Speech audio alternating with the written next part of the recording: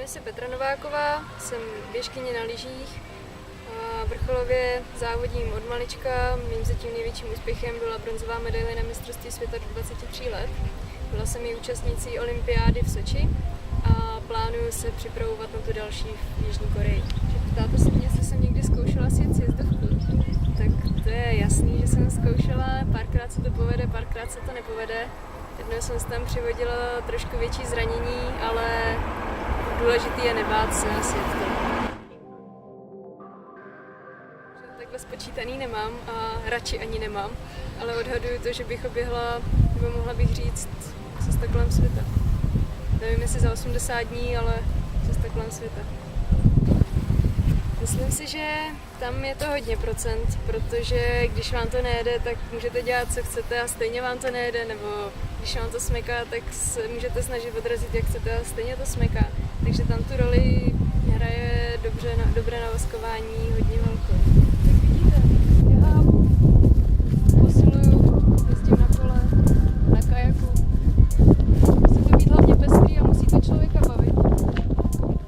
Číslo 1 je určitě zdraví, protože bez zdraví to nejde. Dále je to určitě trenér, bez kterého by ten trénink neměl až tak smysl, protože on udává to tempo a říká, co ještě by bylo dobré udělat a co by bylo moc. Za další je to určitě hezký počasí, nebo aspoň ne deštivo, protože jezdit na kousích za deště je trošku nebezpečný. Možná důkazem jsou moje kolena. Taková už prostě buď to je to opravdu nebezpečný, anebo jsem tak strašně nešikovná. Tak se můžete podívat na moje kolena, která už prostě budou takovýhle moje, z kolečkových lyží.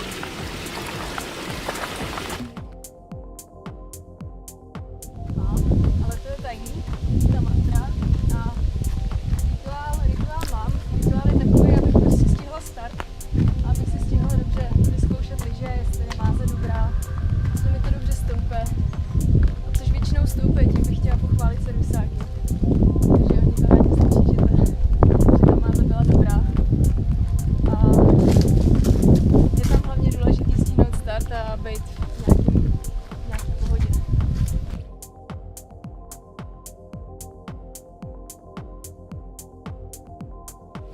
Já bych tam s dovolením vynechala ty amatéry. Nechala jen ty muže, prosím. Ne, to byl takový vtip. Já nevím, jo. Tak někteří se snaží držet zuby nehty, někteří prostě mi řeknou, že jsi dobrá a někteří mě prostě předběhnou, no. Je to asi člověk od člověka. Samozřejmě ho potěší, když nebo vrcholovýho sportovce, když ho nepředbíhají, nebo vrcholovou sportovkyni, když nepředbíhají amatéři ženy, že jo? To je to nejlepší.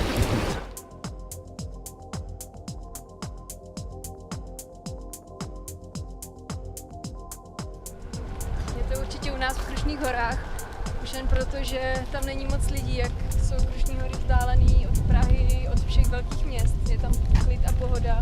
A hlavně jsem tam doma, takže tam to člověku dodává takový krásný pocit a určitě je to výštka zrovna tam.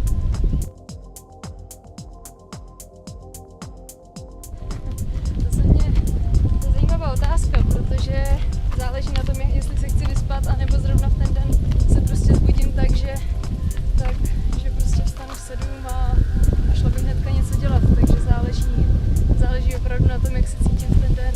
Samozřejmě, že je lepší na člověka spát dlouho, pak si udělat míchaný vajíčka a ještě ležet třeba hodinu v posteli, to jo, ale je to krásný, ale pak člověk si myslí, že má takovej promrhaný den.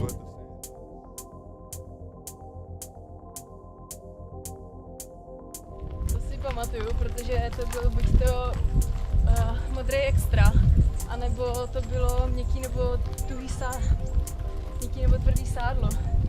A samozřejmě, že dřív to bylo takový, že člověk začal a udělalo se mu tam taková ta vrstva, takže jsem v nějakým týmu, kde ten servis funguje, takže když máme nějaký důležitý trénink nebo závody, takže prostě že odevzdáme a víme, že to bude připravený dobře. Takže to je naprostá paráda. Co se mi vybaví, Mixuj, sportuj, bav se.